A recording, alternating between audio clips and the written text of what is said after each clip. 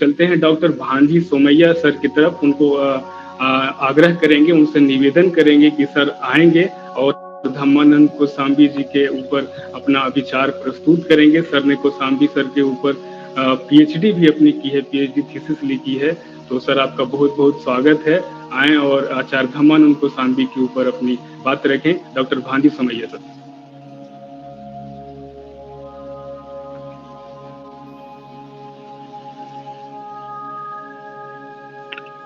Hello, आवाज आ रही है मेरी? जी आवाज आ रही है सर, जारी रखिए। नमो बुधाय, जय भीम। सबसे पहले मैं आज के कार्यक्रम के जिसने आयोजन किया है,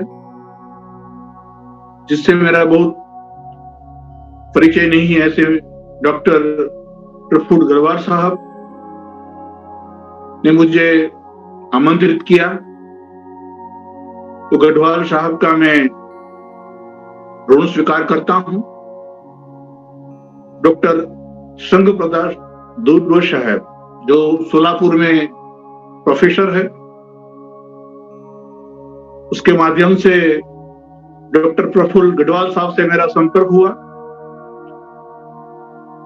अल्प परिचय में मुझे एक वक्ता के रूप में एक बड़े सेमिनार में मुझे आमंत्रित किया।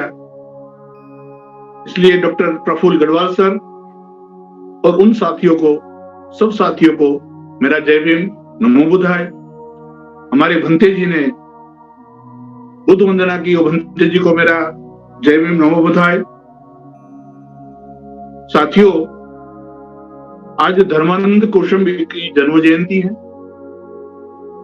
धर्मानंद कौशंबी की जन्म जयंती पर मैं एक लेखक के रूप में, एक मोटिवेशनल स्पीकर के रूप में, एक बुद्धिस्ट के रूप में सब लोगों को हार्दिक शुभकामना व्यक्त करता हूं। धर्मानंद कौशंबी साहब के जीवन के बारे में मैं बात करूं, उससे पहले धर्मानंद कौशंबी की जो निष्ठा है, जो सत्यनिष्ठा है, जो मैंने उसके साहित्य के माध्यम से देखी है, वो आप सब साथियों को पहले शेयर करना चाहता हूं कि धर्मानंद कौशंबी साहब के बारे में संचालक सिंह साहब ने बताया, लेकिन उसकी सत्यनिष्ठा, धर्मनिष्ठा कितनी ग्रेट थी, कितनी महान थी, बात बताना चाहता हूं। ये निवेदन धर्मानंद कौशंबी साहब का ऑटोबायोग्राफी है।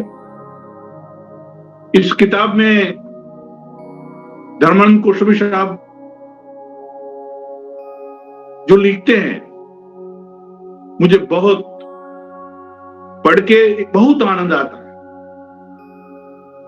एक सच्चा बुद्धिस्ट कैसा होना चाहिए, सच्चा ऑनेस्ट व्यक्ति कैसा होना चाहिए, सच्चा एथिकल पर्सन कैसा होना चाहिए, उसका परिचय धर्मानंद कौशंबी निवेदन में देते हैं। धर्मानंद कौशंबी बंदनापुर स्टेशन में गए, एक स्टेशन से दूसरे स्टेशन जाना था। वो गार्ड कहता है कि आप तो भिक्षु है, आप ट्रेन में बैठ जाओ, आपको कोई पूछेगा नहीं। लेकिन गार्ड को धर्मानंद कौशंबी कहते हैं, यदि गार्ड उसकी केबिन में मुझे बिठाते हैं तो मैं जाऊंगा, मैं बिना टिकट सफर नहीं करूंगा। कितना कमिटमेंट है, जेब में पैसे नहीं है, में कितना स्पिरिट है, कैसा पैशन है। दूसरी बात, आज जो यूनिवर्सिटी में, जो कॉलेज में, जो प्रोफेसर पढ़ाते हैं,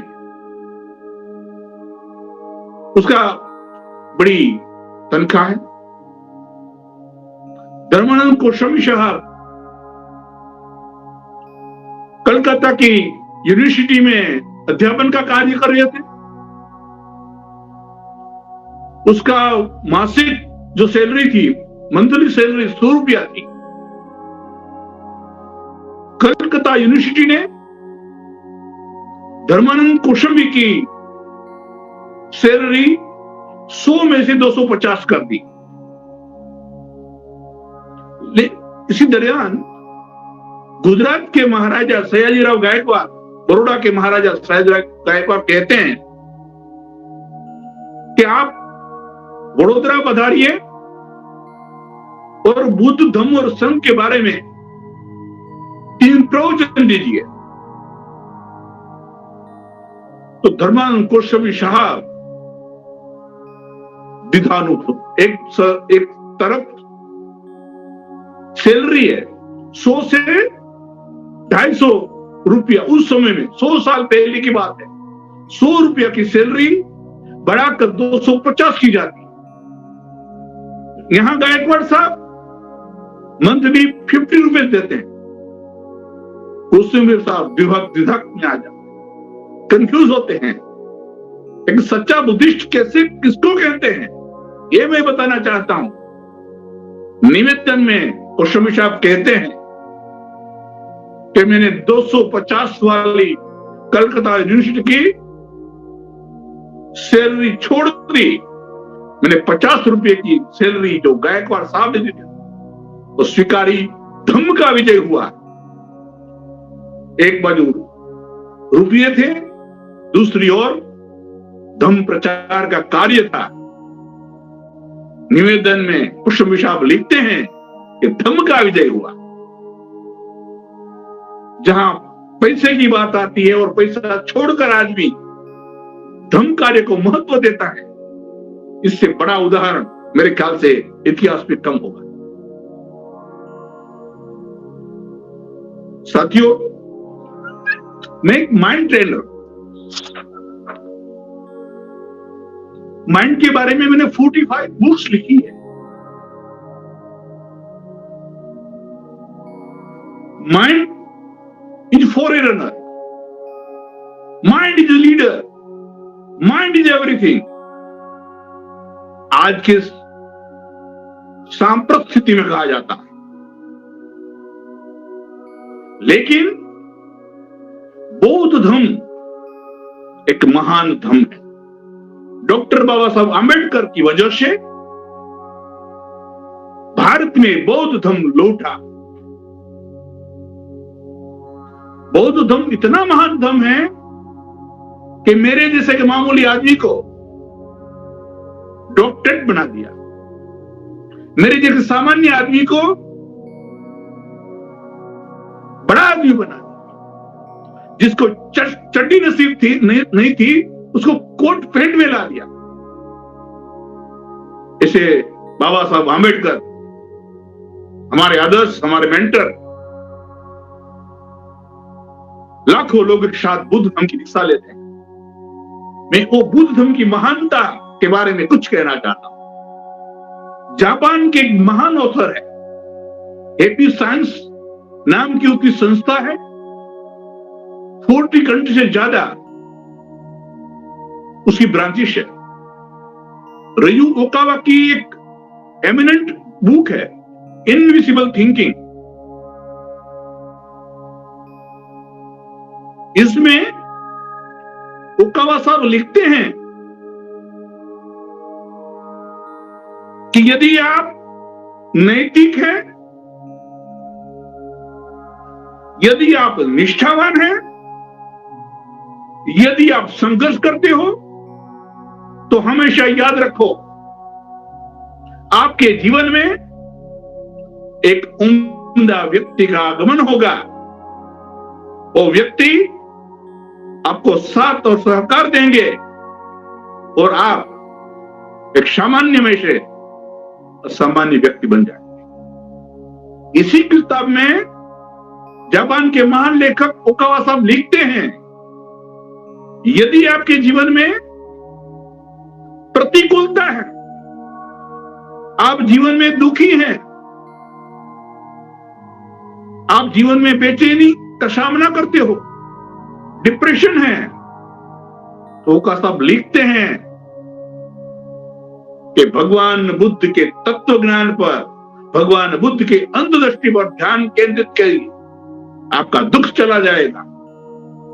साथियों, एक जापान का बुद्धिजीवी ऐसा कहते हैं कि भगवान बुद्ध का मार्ग है, वो मार्ग पर चलने से सुखी होते हैं। हम भारतीयों को वो मध्यम मार्ग पे चलना होगा। जापान के दूसरे स्कॉलर है सुने साबुरो माकिगुची, क्रिएटिव एजुकेशन एंड लाइफ, उसकी किताब है। इस किताब में सुने साबुरो माकिगुची कहते हैं कि व्यक्ति पर ध्यान मत दो, विधि विधान पर ध्यान दो। भगवान बुद्ध का सर्वश्रेष्ठ जो उपदेश है तो यह है। आज हमारे सामाजिक संगठन, धार्मिक संगठन, राजकीय संगठन, साहित्यिक संगठन दिन ब दिन बिखर रहे हैं। इसलिए माकिगुची साहब कहते हैं कि व्यक्ति पर ध्यान मत दो, विधि विधान पर ध्यान दो। यदि हमें भारत देश में बुद्धिज्म को स्प्रेड करना हो तो हमें व्यक्तियों के ऊपर, सेलिब्रिटी के ऊपर नहीं, बड़े बड़े नेताओं के ऊपर भरोसा नहीं रखना चाहिए। हमें लोग हमारे विधि विधान पर चलना चाहिए। यदि हम व्यक्ति को महत्व नहीं देते, एथिक्स को महत्व देते हैं, नॉर्म्स को महत्व देते हैं, तो अवश्य सुखी होंगे। साथियों, बुद्ध धर्म में शरणगमन, एक्चुअली शरणगमन क्या है? बुद्धं शरणं गच्छामि, धम्मं शरणं गच्छामि, ये क्या है? ये रियल में ये डिटरमिनेशन है। मैं जा रहा हूं, मैं हूं नहीं, मैं इस बुद्ध की दिशा में जा रहा हूं, मैं धम्म की दिशा में जा रहा हूं, मैं संघ की दिशा में जा रहा हूं, हूं नहीं। एक संकल्प है, आई एम गोइंग, परफेक्ट नहीं है, I am trying to be ideal Buddhist, तो वो संकल्प है। जो पंचशील है वो हमारी प्रतिज्ञा है। जिस आदमी के पास संकल्प नहीं है, जिस आदमी के पास प्रतिज्ञा स्पष्ट नहीं है, वो आदमी कभी आगे नहीं बढ़ सकता। तो जो शरणगमन है बुद्ध धर्म का, वो संकल्प है कि मैं बुद्ध धर्म के शरण में जाऊंगा, मैं धम्म के शरण में जाऊंगा, वह संघ के शरण में जाऊंगा। बुद्ध धम्म और संघ क्या है, उसका हमें आत्म अनुभव करना चाहिए। और तीसरी बात, यदि हम मध्यम मार्ग पे चलेंगे, मध्यम मार्ग में चलना है, बातें करने से कुछ नहीं होता। यदि हम मध्यम मार्ग पे चलेंगे तो हम सुखी होंगे। अभी मैं धर्मानंद गोस्वामी की बात पर आता हूं। साथियों, मैंने एमए 1996 में किया। मैंने नेट की एग्जाम में लेक्चरशिप की और 1997 में पास की, लेकिन मुझे धर्मानंद गोस्वामी पर ही पीएचडी करना था। मैंने पीएचडी 2011 में की।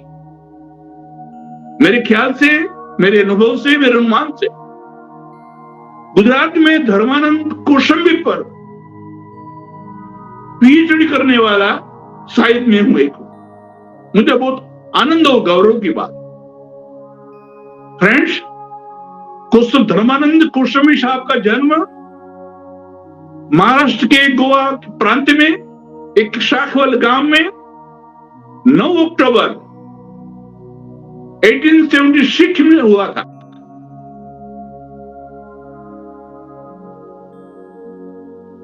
धर्मानंद गोस्वामी का जब जन्म हुआ तब उसकी माता की जो तंदुरुस्ती थी, हेल्थ बराबर नहीं था, तो दाई मां के दूध के माध्यम से धर्मानंद का उछेर हुआ। धर्मानंद कौशाम्बी शारीरिक रूप से और मानसिक रूप से बहुत वीक थे। क्यों? जिस व्यक्ति को, जिस बच्चे को माता का प्रेम नहीं मिलता, माता का दूध नहीं मिलता, वो बच्चे शारीरिक अशक्त और मानसिक अशक्त रहते हैं। आपने सुना होगा कि 1-1.5 साल का बच्चा जब गहरे बोर में गिर जाता है, 1, 2, 3 के बाद वो बच्चे को निकाला जाता है, तो कई बार वो बच्चा जिंदा निकलता है। वो बच्चा क्यों जिंदा निकलता है? क्योंकि उस बच्चे ने मां का दूध पिया होता है। मां के दूध में ये ताकत है। मां ही हमारे भगवान है, पिता ही हमारे भगवान है। माता की दूध में ताकत है।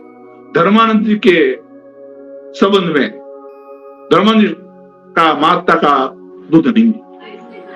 इसकी वजह से धर्मानंद साहब बहुत मानसिक रूप से और आर्थिक रूप से और शारीरिक रूप से बहुत दुबले पतले थे।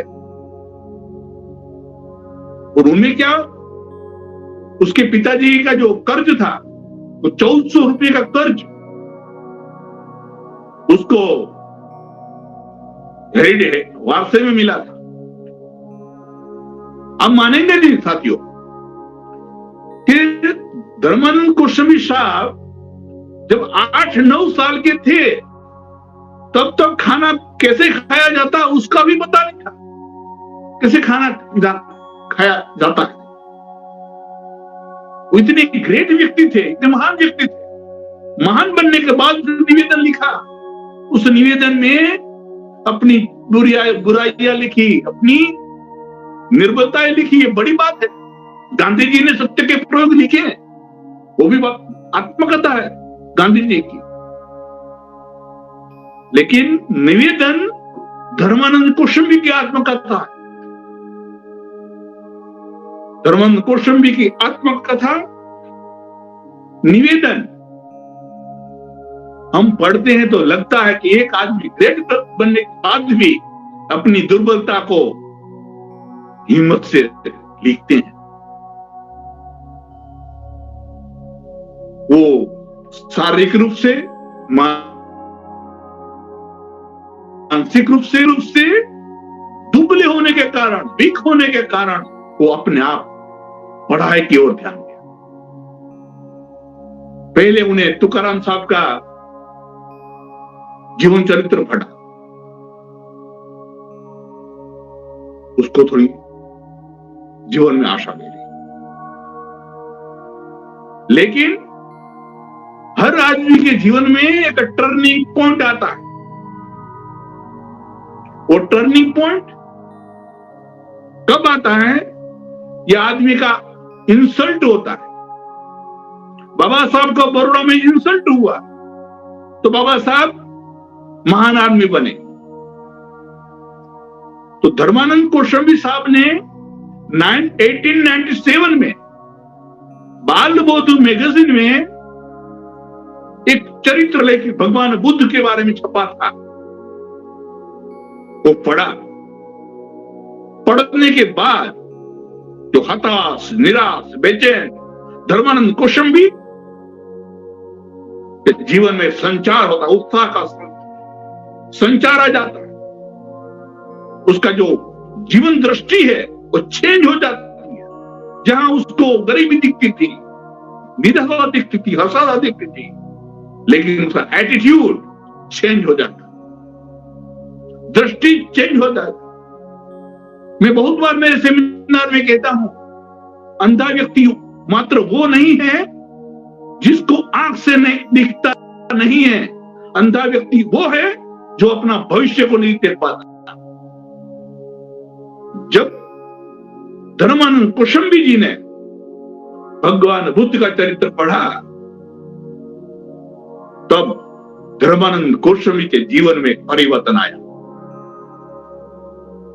दूसरे लोगों को पता नहीं चला कि धर्मानंद गोस्वामी बदल गए हैं, लेकिन एक आर्टिकल से धर्मानंद गोस्वामी का एटीट्यूड इज एवरीथिंग, उसका एटीट्यूड चेंज हो गया था।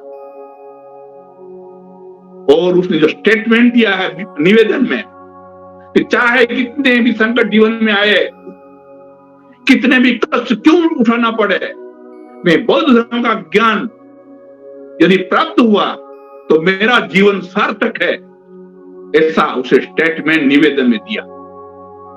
इतना ही नहीं, निवेदन में भगवान बुद्ध के चरित्र की असर कितनी ग्रेट हुई, उसमें धर्म कहते हैं अकेला बौद्ध धर्म ही मनुष्य के कल्याण का एकमात्र मार्ग है। साथियों, आज हम बाबा साहब की बड़ी बड़ी बातें करते हैं, भगवान बुद्ध की बड़ी बड़ी बातें करते हैं, कौन लोग पढ़ता है? आज पढ़े लिखे वाले के लोगों को तो लोग पागल समझते हैं, लेकिन पढ़ने से बाबा साहब पढ़े इसलिए आगे आए, धर्मानंदी पढ़े इसलिए आगे। हमें पुस्तक पढ़ना चाहिए, एवरी डे पढ़ना चाहिए। मैं तो यहां तक साबित करना है तो कम से कम 5 कलाक पढ़ना चाहिए और 8 कलाक प्रचार प्रसार का काम करना चाहिए। एक ब्राह्मण परिवार में जन्म हुआ धर्मानंद गोस्वामी साहब जब भगवान बुद्ध का चरित्र पढ़ते हैं, उसका उपदेश पढ़ते हैं, तो मन में जिज्ञासा प्रकट होती है कि भगवान बुद्ध कौन थे, भगवान बुद्ध ने क्या किया, भगवान बुद्ध का मार्ग मुझे जानना है। वो बुद्ध भगवान का धर्म जानने के लिए कहां कहां गए, वो भगवान बुद्ध के धर्म को जानने के लिए पुणे गए, डॉक्टर भांडरकर साहब को मिले, भांडरकर साहब से संस्कृत सीखा। फिर भांडरकर साहब ने देखा कि आप प्रार्थना समाज में ज्वाइंट हो जाओ, तो धर्मानंद गोस्वामी जी ने कहा कि मैं बौद्ध धर्म का ज्ञान प्राप्त किए बिना किसी भी संगठन में इन्वॉल्व नहीं होगा, मैं शामिल नहीं होगा। तब डॉक्टर भांडरकर कहते हैं तो आपको नेपाल जाना होगा, नेपाल में बुद्ध धर्म का ज्ञान मिलता है। धर्मानंद जी पुणे से इंदौर, इंदौर से ग्वालियर, वहां से काशी गए, काशी में संस्कृत पढ़ा, उसके बाद बोध गया गए।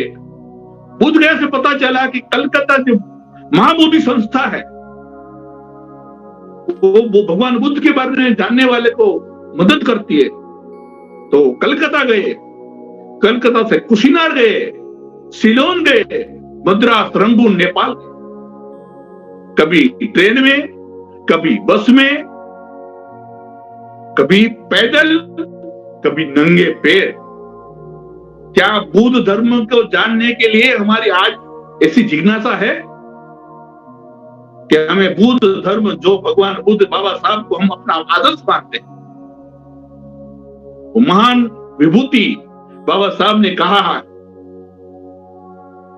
कि आप बौद्ध बन जाओ, लेकिन क्या हम भगवान बुद्ध का धम्म है, उसका हिडन मीनिंग क्या है, वो जानने की कोशिश करते हैं?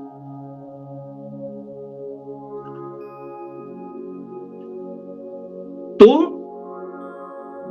धर्मानंद गोस्वामी जब ये पूरे पुणे, ग्वालियर, नेपाल, सिलोन, उसके बाद वो पाली के महान पंडित बन गए, विश्व स्तर के महान पंडित हो गए, भारत के नहीं, विश्व स्तर के महान पंडित हो गए। वो पाली भाषा के एक अध्यापक, एक साहित्यकार, एक लेखक, एक संशोधक, एक अनुवादक के रूप में विश्व में जाना जाते हैं। गोस्वामी जी का साहित्य इतना महान साहित्य है कि यदि आदमी ध्यान से पढ़ेगा एकाग्रता से पढ़ेगा, उत्साह से पढ़ेगा, मैं गारंटी देता हूं वो आदमी ऐसा नहीं रहेगा जो कल था, वो आदमी बदल जाएगा। धर्मानंद कौशंबी का साहित्य इसलिए महान है कि धर्मानंद कौशंबी जी का साहित्य बौद्ध धर्म के महान ग्रंथों से रूपांतरित हुआ है, इसलिए महान है। धर्मानंद कौशंबी ने जो महान काम किया, ये काम किया कि जो पाली भाषा का ज्ञान हुआ, उन्हें पाली भाषा के ज्ञान को मराठी भाषा में रूपांतरित किया। मराठी भाषा से रूपांतरित होकर वो गुजराती प्रादेशिक भाषाओं में रूपांतरित हुआ। आज यदि भगवान बुद्ध का मूलभूत संदेशा, मूलभूत उपदेश, मूलभूत विचारधारा मौजूद है, इसके जो मुख्य श्रेय जाना चाहिए वो धर्मानंद कौशंबी साहब को जाना चाहिए। पाली भाषा के लिए उसने बहुत कष्ट उठाया, अध्ययन किया और हमें गुजराती में, पंजाबी में, मराठी में, हर भाषा में आज उपलब्ध है। लेकिन सबसे पहले धर्मानंद कौशंबी साहब ने वो मराठी में रूपांतरित किया। कौशंबी साहब वो पढ़े लिखे नहीं थे, मुसीबत से 5 क्लास पास हुए वो, लेकिन भगवान बुद्ध का चरित्र पढ़ने के बाद वो संस्कृत के विद्वान हुए, पाली के विद्वान हुए। एक आर्टिकल पढ़ने के बाद धर्मानंद कौशंबी महान बन गए। हमें पढ़ने की प्रतिज्ञा लेनी चाहिए। आज धर्मानंद कौशंबी साहब का जन्मदिन है, तब जो उसने एजुकेशनल सर्विस दी है विश्व को, मैं आपको कहना चाहता हूं, धर्मानंद कौशंबी साहब 15 अगस्त 1906 में नेशनल कॉलेज में पाली भाषा से अध्यापक बने। ये धर्मानंद कौशंबी साहब के अध्यापन के रूप में ये फर्स्ट सर्विस थी। और यही एक बार सयाजीराव गायकवाड़ साहब बड़ौदा से आए थे और धर्मानंद से उसकी मुलाकात हुई थी। यदि आदमी ऑनेस्ट है, यदि आदमी एथिक्स को जानता है, यदि आदमी अंदर से ऑनेस्ट है, तो अच्छी व्यक्ति की मुलाकात, अच्छी पुस्तक की मुलाकात, अच्छे लेख की मुलाकात अपने आप आती है। तो धर्मानंद कौशंबी सामर्थ्यवान थे, प्योर पोटेंशियल उसमें था, इसलिए सयाजीराव गायकवाड़ से मुलाकात हुई। और कौशंबी साहब 1910 में सयाजीराव गायकवाड़ के आमंत्रण से वडोदरा में आए और 3 प्रवचन दिए। वो 3 प्रवचन का एक पुस्तक तैयार हुआ है, बुद्ध, धम्म और संघ। कौशंबी साहब 1910 के फरवरी में, भी तो अभी बहुत बड़ी बात हो रही है, धर्मानंद कौशंबी साहब 1910 फरवरी में हार्वर्ड यूनिवर्सिटी में अमेरिका में आमंत्रण मिलता है। एक 4-5 क्लास पढ़ा हुआ आदमी हार्वर्ड यूनिवर्सिटी का आमंत्रण मिले, अमेरिका के हार्वर्ड यूनिवर्सिटी, ये कितनी बड़ी बात है। जिसका जीवन गोवा के ग्राम्य विस्तार में बीता हो, जो नंगे पैर चले हो, जिसको खाना नहीं मिला हो, तो बुद्ध धर्म की प्राप्ति के लिए पागल की तरह घूमे हो, वो आदमी को हार्वर्ड यूनिवर्सिटी में जाने की तक मिले, ये बड़ी बात, बहुत बड़ी बात है। और 1910 में प्रोफेसर वुड्स के आमंत्रण से अमेरिका गए। मैं साथियों को कहना चाहता हूं कि अमेरिका की हार्वर्ड यूनिवर्सिटी में धर्मानंद कौशंबी को क्यों आमंत्रित किया गया? क्योंकि अमेरिका बुद्ध धर्म के ज्ञान को जानते थे, उसके विद्वान, वो विशुद्धि मार्ग का अनुवाद का काम करते थे। और विशुद्धि मार्ग पाली भाषा में संपादित ग्रंथ था, को उसका जो हिडन अर्थ है, हिडन मीनिंग है, वो नहीं जानते थे। उसको हार्वर्ड यूनिवर्सिटी की जो प्रोफेसर वुड्स है, उसको पता चला कि भारत में एक विद्वान प्रोफेसर है जो पाली भाषा के हैं, यदि वो अमेरिका आ जाए तो हम विशुद्धि मार्ग का अनुवाद आराम से कर सकते हैं। इसलिए कौशंबी साहब हार्वर्ड में गए, अमेरिका में गए। वहां उसने ये संशोधन का काम किया। कौशंबी साहब अमेरिका एक बार नहीं, चार बार अमेरिका गए संशोधन काम के लिए। जो अमेरिकन स्कॉलर धर्मानंद जो समझाते थे उसका गलत अर्थ निकालते तो धर्मानंद क्वेश्चन बोलते ये सही नहीं है, ये गलत इंटरप्रिटेशन कर रहे हैं, वो आ जाते थे वापस। उसका अंदर का जो धर्मानंद को समझ जग गया था और बौद्ध धर्म की प्रीति जग गई थी। बोला ये भगवान बुद्ध की गाथा का आप सही अर्थघटन नहीं कर रहे हो, तो वापिस आ जाते थे। धर्मानंद कौशंबी जैसा दूसरा पाली भाषा के विद्वान थे ही नहीं, फिर अमेरिका बोला थी। तो अमेरिका चार बार अमेरिका गए। साथियों, आज भी कोई अमेरिका जाता है तो अपने आप को गौरवशाली धन्य मानते हैं, लेकिन एक गांव में, गोवा के गांव में साखवल में जन्मा एक आदमी चार बार हार्वर्ड यूनिवर्सिटी में संशोधन के कार्य लिए गए। और धर्मानंद कौशंबी 1929 से 1930 तक रसिया की लेनिनग्राड यूनिवर्सिटी में भी गए और प्रोफेसर शेरबस्की के साथ बौद्ध धर्म का अध्ययन किया और अध्यापन का काम किया। जो 4-5 क्लास पास कक्षा तक पढ़े हुए आदमी हार्वर्ड में जाते हैं, रसिया की लेनिनग्राड यूनिवर्सिटी में जाते हैं, तो बुद्ध धर्म के ज्ञान में कितनी शक्ति होगी साथियों, कितनी शक्ति होगी कि रसिया के बुद्धिस्ट स्कॉलर और अमेरिका के स्कॉलर उसका अध्यापन और संशोधन का कार्य करते हैं। साथियों, धर्मानंद कौशंबी पुणे की फर्ग्यूसन कॉलेज में भी पाली भाषा का अध्यापन किया। वहां 1912 से 1918 तक 6 साल तक पुणे की फर्ग्यूसन कॉलेज में अध्यापक की हैसियत से उसने काम किया। 1922 में वो अमेरिका से रिटर्न आए और गुजरात अहमदाबाद की गुजरात विद्यापीठ में पुरातत्व मंदिर है उसमें वो ज्वाइंट हुए और अध्यापन और लेखन का कार्य किया। आज गुजरात में मराठी भाषा से जब गुजराती भाषा में अनुवाद हुआ पाली भाषा का, तो बहुत गुजराती साहित्यकारों में उसका योगदान है। हमें याद करना पड़ेगा, सलाम देनी पड़ेगी कि कौशंबी साहब ने मराठी में रूपांतरित किया। कि गुजरात के साहित्यकारों ने जो कौशंबी साहब ने मराठी में अनुवादित किया था पाली साहित्य का बुद्ध धर्म का ज्ञान को, उसको गुजराती में अनुवादित गुजरात विद्यापीठ ने किया। कौशंबी साहब 1934 में बनारस हिंदू विश्वविद्यालय में भी अध्यापन का काम किया। तो ऐसे हर क्षेत्र में कौशंबी साहब ने काम किया।